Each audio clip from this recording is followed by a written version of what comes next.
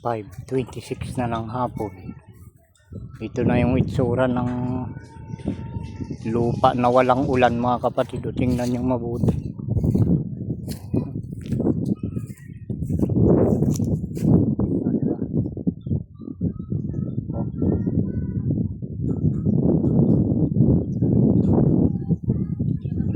Hanggang dun yan, no?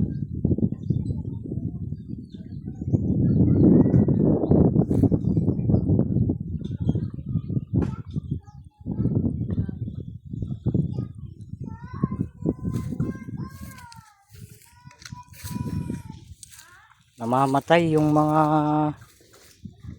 damo na kinakailangan ng kalabaw, kambing, baka. Namamatay, mga kapatid. Oh. Tuyo na sila. At ang nabubuhay, mga kapatid, ito mga ganito. Hindi naman yung kinakain ng pan. Oh. Ayan. Hindi naman yung kinakain ng kalabaw. Yan ang buhay. Yan ang mga matindi sa ano.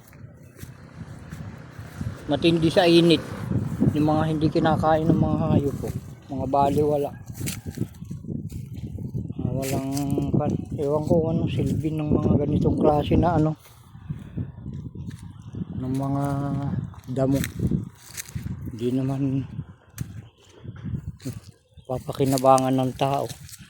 Yan yung mga ganyan baga, mga kapatid. Yan yung mga matitibay sa init. Ayan sila.